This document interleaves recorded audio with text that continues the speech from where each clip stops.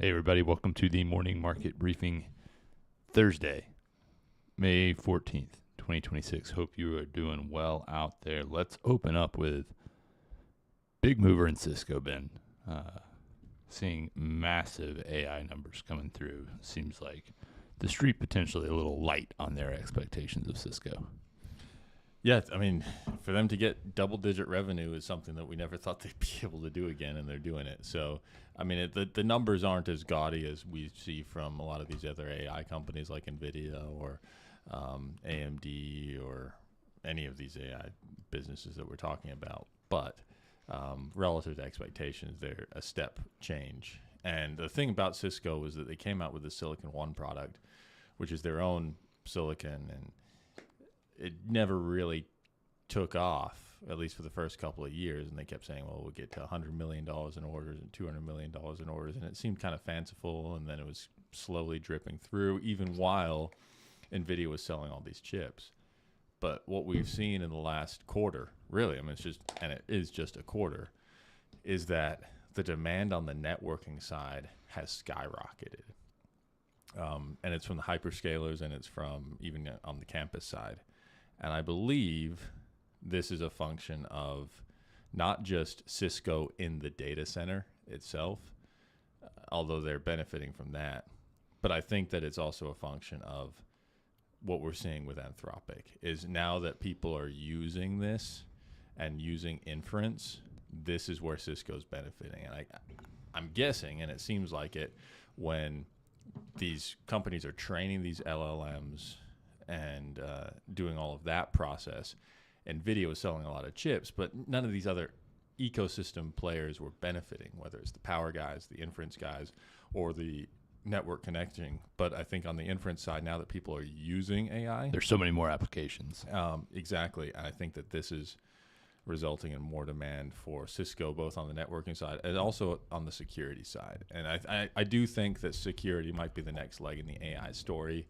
We're not seeing a huge benefit there. In fact, a lot of security stocks are down because they think that you can just AI your security, which I think is I see our compliance officer shaking his head right now. Yeah. And so Cisco's benefiting from all of these trends, and good for them. And you know, they're going to grow, and they're going to continue to grow for the next fiscal year as well. Stocks up over 15%. Pre-market was up more than 2% yesterday, looking at like an 18 and change percent move in the last 24 hours. Tom, we were talking about Cisco stock and like the history of it.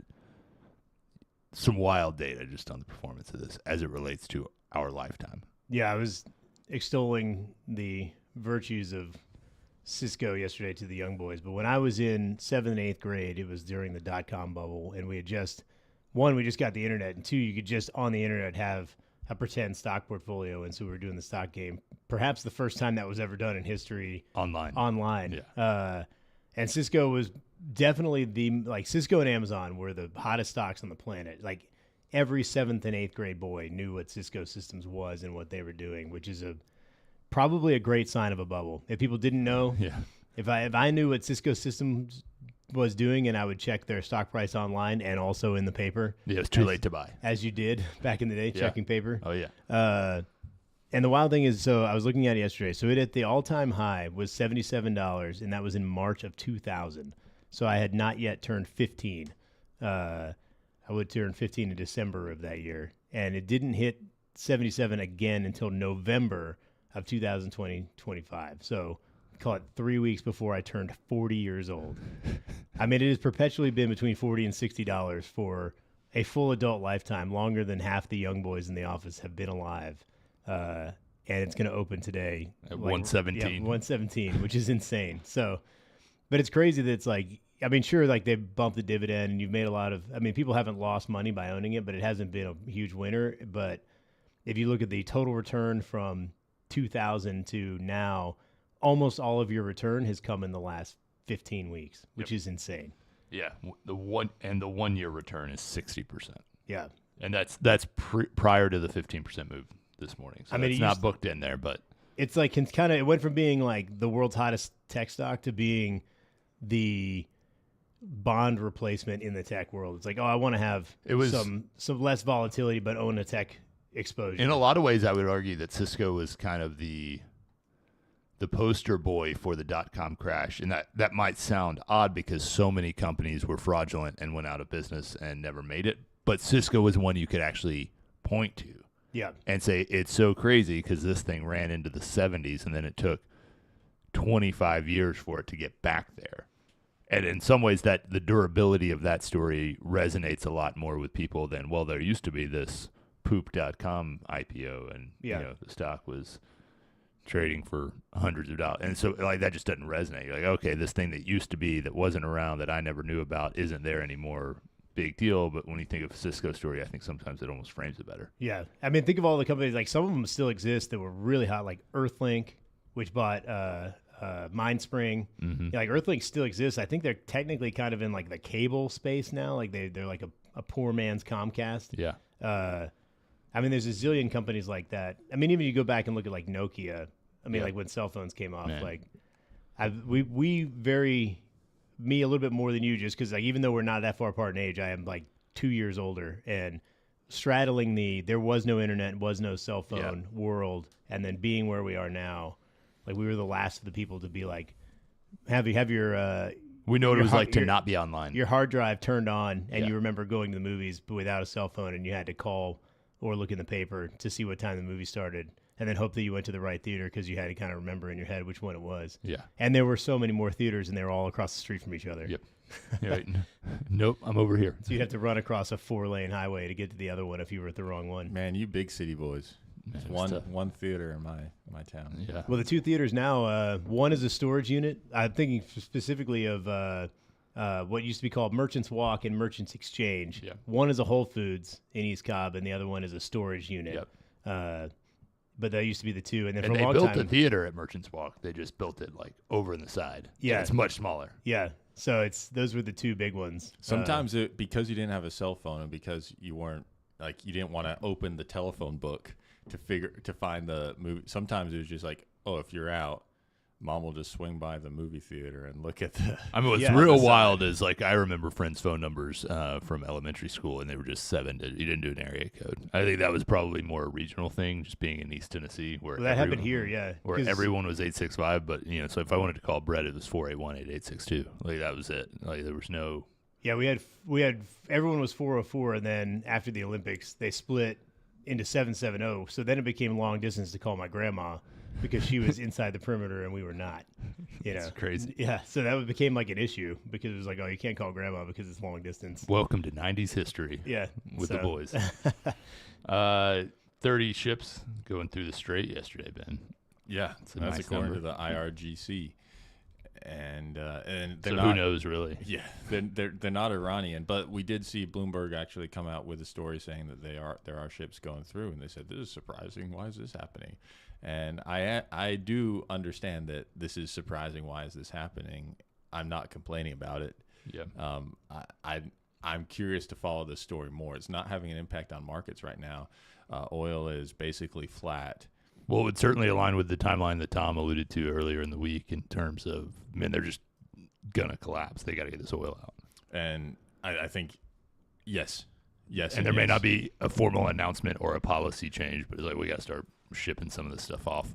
Notably, though, it's not necessarily coming from Iran. Yeah. I think the blockade's still in place, and I think that this is, hey, we're going to allow all these Kuwaiti and UAE and Qatari ships to go through, and hopefully the U.S. will unblockade us. Maybe. I don't know. This was a very interesting story. Again, it's not having There's an not a impact lot on of markets. context. There's not a lot of people talking about this, but I do think it's something that's worth watching, especially as Trump and Xi are meeting right now. I mean, they're not. Yeah, Iran is not folding, but they're checking. Yeah. They're seeing if we raise. You know, that's kind of the move. Like they don't have a strong hand, but they also don't want to fold. They're already pot committed. You know. Yeah. Trump, as you alluded to, Ben, meeting with China, did invite Xi to the White House in September. So September 24th, mark your calendars. That will 100% get moved. Doesn't matter why or how, but that date will change. That's the one thing I'm probably most confident about. But according to the U.S., pretty productive discussions. Musk said it was wonderful. Jensen Huang said meetings went well. And Tim Apple gave a peace sign. So Nice. Mr. Cool retiree. Yeah. He's cool. Any takeaways from the reporting that we've gotten so far that seem noteworthy? Seems like a lot of the reports I'm seeing are glomming on to Xi pressing Trump on Taiwan, saying we got to be on the same page here. And they're saying this is a big source of tension. They're going to go after Taiwan. I think that it's a lot bigger than that. They touched on a lot of issues. And yes, the press is going to report that, but also we have a board of investment that's going to be set, or that's potentially going to be set up, which will allow China to invest in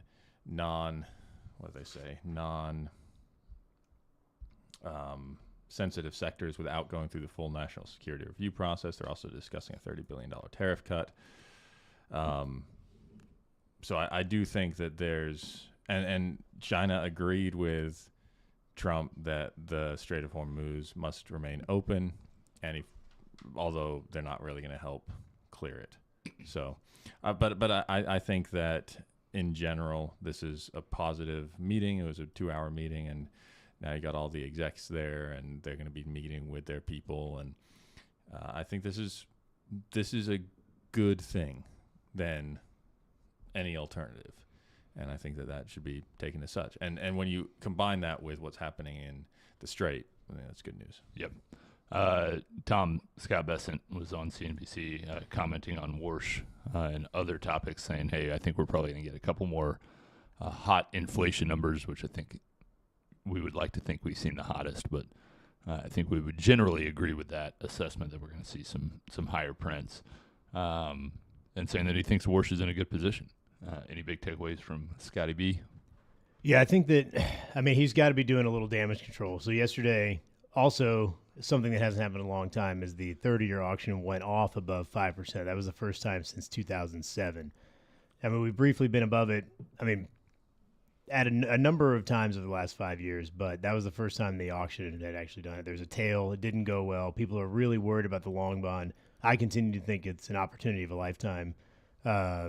Just to kind of lock in on, you can lock in for such a long time, and the math is so in your favor. On zeros, you can get over 530 on a 20-year now. Yeah, I bought some with I think it was a 3.5% coupon at 5.15 yesterday, and they were 20-50 maturities, so they weren't even 30 years, but they were, juicy. I think it's an opportunity. I think he's got it under control. He is the world's most important bond salesman right now, so he's got to be out there leading the charge. I think Kevin Warsh getting through easily was kind of as predicted. I think there was more headlines about that than there was reality. And, I think it was what, party lines plus one Democrat? Yeah, and I think that we've got to see Kevin Warsh sell the idea that rates need to be cut, and he needs to do it correctly. And he did that a little bit during his testimony. He talked about inflation being caused by money printing, and then the idea that QE the first time was to fight deflation because the whole economic landscape was collapsing. Everybody's homes were going down by 40%, and that was deflationary, and they needed to cut rates and print money to keep it from going negative, and that led to a decade of zero inflation. But then when we already started to see inflation go up, we then printed $2 trillion in additional dollars, and then we pushed inflation to 9. We were actually fighting inflation by throwing gasoline on the fire, whereas in the financial crisis, we were throwing gasoline on a wet, barely smoking pile of leaves. And I think he understands the fundamental difference. He talked a lot about making sure the data was correct, updating the way that we look at data. If we could just do that on housing, we would see very quickly that while inflation is up from an input cost with gasoline and oil going up, on the whole, it is down, and it's actually, we're in a net restrictive position, and we could see better economic activity, certainly velocity of money, if we started to cut rates, and it would help people out a lot, I think. And we need to have that nuance, especially if you want to save the housing market from collapsing. The best way to do it is to get rates down, because then people will start transacting, and that's going to be the business of the U.S. is the housing market. Regardless of all of the things we talk about with Cisco and AI, that's what drives the market. And right now, that is dead. And we don't really have a good way of getting it out of where it is right now without some sort of intervention, I think, from the Fed. Yeah, there's just not many toolkits, not many tools left in the kit that are available to do that. I mean, you think of all the things that have been done on the housing side to try to increase access, whether it's first-time homebuyer housing credits, all of these things. It's like we've tried all of these things, We need and the arguably transferable we've mortgages. done them at poor times. The transferable mortgage that we were talking about probably, 12, 18 months ago, That's the best makes idea. all the sense in the world to increase activity. Get it done. I'd like to see that back on the forefront. Ben, we got retail sales coming through. Not sure if you've looked at that. I have not, but It's I about saw in it. line. Yeah, it's pretty much nothing really there. So deceleration from last month, although most of the deceleration is just because people have adapted to the higher gas prices, so we're not seeing as many sales at gasoline stations versus what we saw last month. I think it was up like 20%, simply because of price. This month it was up 2%. So we saw some deceleration on the headline. X auto, X gas were about in line. We had an upward revision, and it came in a little bit better than expected. Big things that were positive does seem it's like bifurcated. So on one hand, you're seeing people buy less furniture, fewer building materials, less apparel, less general merchandise. On the other hand, you're seeing higher sales at non-store retailers like Amazon and restaurants and bars. So I don't know if there's some weird year-over-year number on this or even month-over-month, but I do think that's what we saw in the month, and people are reacting to higher interest rates and not investing in their homes or buying furniture, taking out HELOCs, and they're not even buying as much apparel. But we've seen that from a lot of On was down, Nike's been killed, Lulu's been killed, Gap's been killed. Allbirds turned into an AI company. Yeah. All of these guys are The apparel getting company's smashed. been, that's not a new story in some ways. And it's not because people don't have the money. It's because do you need a 15th shirt? There was a really dumb article in the Wall Street Journal yesterday about it was like Nike is losing out on China's 4 billion feet or whatever. Yeah. It's like a really weird headline, but basically Nike is now getting into the Instagram ad shoe game, it sounds like, because they have like 15 new shoe startups that are market correcting Nike. So Nike, breaking news, continues to be an absolute garbage Wake stock. up. And they're waking up. Yeah. I thought that was such a dumb headline. I'm like, okay, when Nike starts selling shoes by the foot, then we can start maybe talking about that. Yeah. But this is so stupid. Someone's trying to be a wise guy, and it does not come off well. Fruit by the foot, great. Now that we're in on. Yeah. I feel like RFK's banned that big time. Yeah, it's definitely not, doesn't have what we had in it back when we were going to the movie theaters. Yeah, the good old days. All right, cool. We'll wrap it up there. We'll be back tomorrow morning for Friday, and talk to you soon.